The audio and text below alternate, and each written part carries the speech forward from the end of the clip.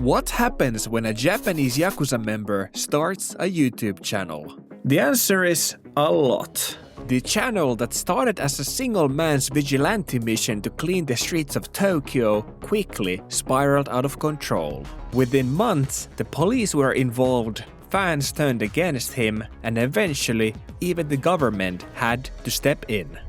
Gatsu Channel, ran by a former yakuza called Ren Nakajima, was launched in January 2023 with the supposed mission of protecting the people of Japan. However, the methods Nakajima used to achieve this often went too far, turning the channel into one of the most controversial and fastest growing in YouTube history. The Japanese yakuza are often portrayed as this honor-bound criminal organization, and while that is true to some extent, in reality, yakuza are often the last thing people want to get involved with. Even Nakajima didn't choose the life of yakuza since he was simply given two options. Either he joins or he dies. Nakajima was around 21 when he was forced to join the yakuza. During this time, he was working in scaffolding, which he found boring. Hoping to find something more exciting and more profitable, he decided to help an old friend who worked with the yakuza by becoming a spy for them in a loan shark operation. His mission was to pretend to be a normal worker at the loan shark's hideout while secretly gathering information for the yakuza. For 2 months, he had to live inside the loan shark's secret warehouse gathering information since nobody working there was allowed to leave. Slowly but surely, the loan shark became trusting of him and he was given the information where the money was kept. However, in the world of yakuza, things can escalate quickly, and just a day before the planned raid, the situation took a turn for him. On the night of the raid, there had been an internal dispute over the money with the yakuza and the friend who got him the job. The friend shifted the blame onto him, and once the raid happened, the yakuza captured Nakajima. He was then restrained, stripped naked, and given an ultimatum. Either he joins the yakuza or dies right there. Despite being promised only a one-time gig, he was now forced to join the organization, and on top of that, even though he was an integral part of the mission, having been a mole for 2 months, he ended up receiving no payment for his efforts. Now, as a member of the yakuza himself, his job within the organization was extorting money from other lower-level criminals. Thanks to his effective extortion methods, he quickly rose the ranks inside the organization, soon becoming Heiazumi, an assistant to the group's chairman. However, when other senior members of the group started taking notice of him, they soon began interfering with his work, stealing his methods, and eventually his money, making him cut off his finger as a symbol of leaving.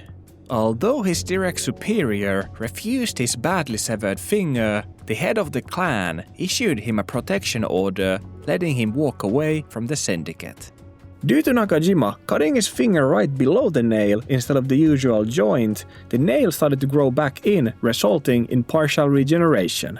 He says that it is generally unnoticeable, though comparing his hands reveals that one of the fingers is indeed a bit smaller. His next step not only set him to the path of becoming Japan's most controversial YouTuber, but it also taught him the tactics and the mindset that would eventually fuel his rise and ultimately destroy him. After leaving the yakuza, Nakajima moved to Tokyo, where he became involved with the Hostess service. However, the situation quickly turned chaotic when one of the female workers at the Hostess service was assaulted by a customer. Nakajima became enraged and would start enforcing a strict rule where customers who touched a worker inappropriately would be charged with a 1 million yen penalty without exception. Very quickly though, this became a full-blown extortion scheme where the female employees would bait the customers into touching them in order for them to break the rule, after which Nakajima would barge in and force them to pay the penalty fee. This operation didn't last for long though, since after about a year, some of the men he had blackmailed previously reported him to the police and he was arrested for extortion. While Nakajima's blackmail operation collapsed, he had found himself a new method to make money, something he would later use for his YouTube, unaware that it would backfire. While sitting in detention for 2 months with no job and no money waiting for him outside, Nakajima started planning his revenge towards the people who had ratted him out. Since he didn't know exactly who it was, he turned his anger into the types of people he saw visiting the Hostess service.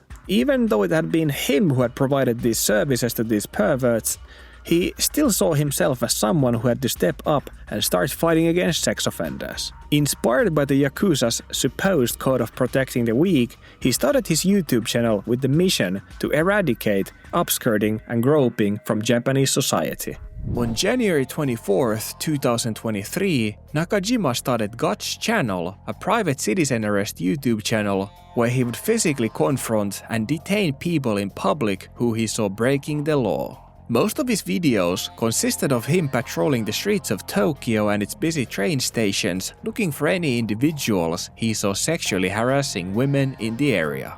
In this video, Nakajima claims to have seen a man touching a woman inside a busy train and asked the woman if she is okay. The woman says she is fine, but moves away when Nakajima starts pressing the suspect on his actions.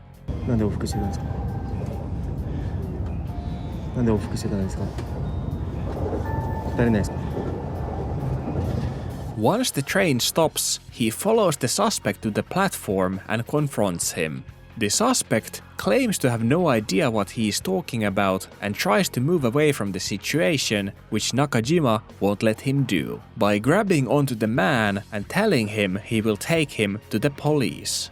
The station staff quickly intervene and even recognize Nakajima from his Gotch channel, but when the staff tells them to wait for backup, the suspect starts fighting back, eventually getting free from Nakajima's grip and starts running away.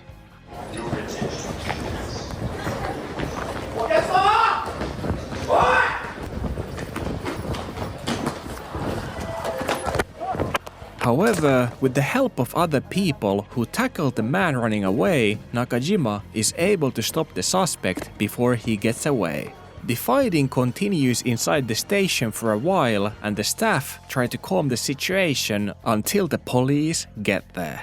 Once the police arrive, Nakajima refuses to talk in front of the suspect and wants to explain the situation to them in private. He explains to the police that from the get-go, he felt like the man was acting suspicious, which is why he followed him inside the train. At the train, he wasn't clearly able to see what happened, but had a strong suspicion the suspect was touching a woman inappropriately inside the crowd. The police then ask what happened with the woman, and Nakajima explains that she didn't want to get involved and had already gone away once he apprehended the suspect. After the situation had calmed a bit, Nakajima corners the guy once more, telling him that he shouldn't have resisted as it is dangerous for everyone involved and everyone around them. Since there was no victim present to press charges nor credible evidence to what had happened, the only thing that could be done was for the man to promise Nakajima he wouldn't ever do anything like that again by giving him a literal pinky promise. 大丈夫。約束できますね。はい。でモザイクかけるんで、もうこれでやめてください。これをきっかけにお願いします。絶対ですよ。はい。女の子泣かしちゃダメですよ。はい。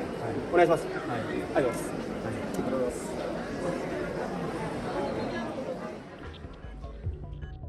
When these videos were first uploaded, they were controversial but mostly well received.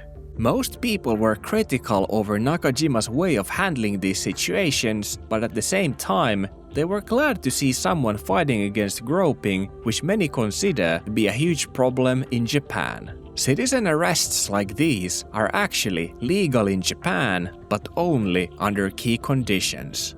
The crime has to be a flagrant offense, meaning the person must be caught immediately after or during the act, and use of excessive violence is prohibited as it can result in assault charges for the person arresting the individual. When it comes to these type of citizen arrest YouTubers like Nakajima, I myself am a bit conflicted.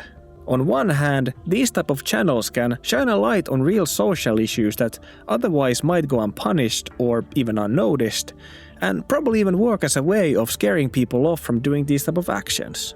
But on the other hand, to be able to do something like this ethically, you have to be an extremely morally responsible person, which is something that these kind of YouTubers really are. Even for Nakajima, Gatsu Channel's original mission of protecting the weak started to slowly fade away, and it seemed like the allure of gaining views and becoming famous was starting to be too tempting for the ex-yakuza. Over time, his methods kept getting more and more aggressive, and in order to gain shocking footage for his videos, the line between justice and assault got blurrier with every upload. In many cases, there was no other proof for the altercation other than Nakajima's testimonial, like in this case, where he is wrestling with a man on the ground for allegedly smelling a high school girl's hair inside the train. The station staff, as always, unsuccessfully try calming the situation down, while Nakajima keeps throwing the man around forcefully. And don't get me wrong, I'm not saying these guys are innocent or don't deserve to be thrown around. I'm simply wondering if this ex-yakuza, known for extortion and blackmail in the underground sex industry, is the right person to carry out this justice. In late 2023, only around half a year after Gotch Channel was started, one of the people involved in these type of activities was arrested for false accusations which caused Japan Railways to publicly condemn citizen arrests within the stations. Very soon, articles about Nakajima and his actions started popping up all over the internet, and the general sentiment towards these type of YouTubers started to slowly turn more negative. Many commenters online voiced that since Nakajima wasn't a police officer, he shouldn't act like one, while some even went as far as calling out for his arrest for publicly assaulting people. Nakajima didn't seem to care about the negative press, since only in a couple of months he had managed to gain hundreds of thousands of subscribers, and as long as he kept escalating his methods, the views were only going up. In order to keep his content fresh, he joined forces with other similar citizen arrest YouTubers, who then started calling themselves the Tokyo Avengers.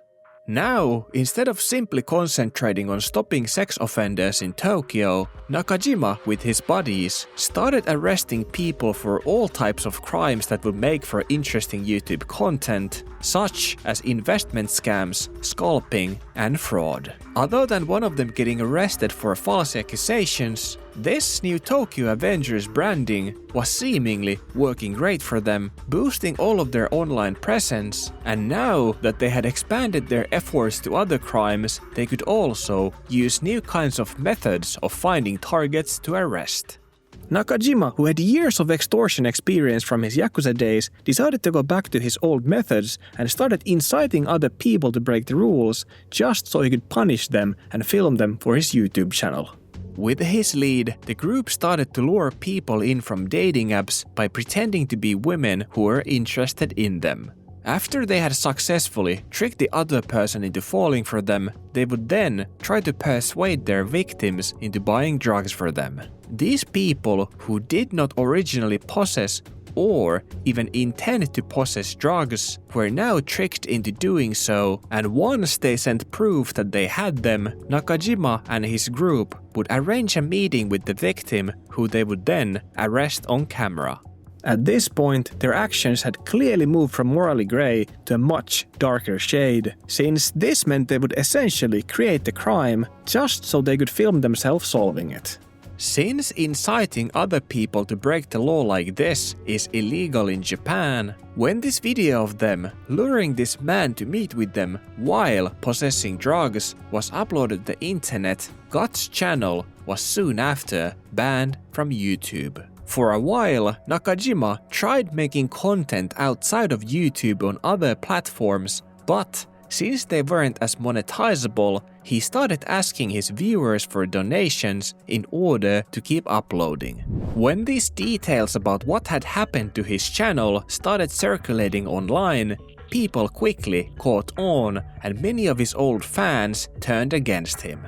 As this person writes, it's not about the sense of justice, it's just about money. Since when he stops making advertisement revenue, he starts crowdfunding right away. If he were operating penniless, he would be the real deal. In reality, he doesn't care about the women at all. These new Gatsu Channel revival efforts didn't last for long though, since once the police had gathered enough evidence on Nakajima's case, he was charged and convicted with a stimulant incitement charge for his YouTube activities to 1 year and 4 months in prison. In court, Nakajima had confessed that what they did was simply in order to gain more views and become famous. However, he refused to admit fault or show remorse towards his actions and claimed that the only ones who were in the wrong were all the people they had caught. It's easy to see that even though some of the things Nakajima achieved with this channel might have been for the greater good, to be able to responsibly bring justice to the world by yourself requires a person with great moral sense. And at the end of the day, you can take the man out of the yakuza, but you can't ever take the yakuza out of the man.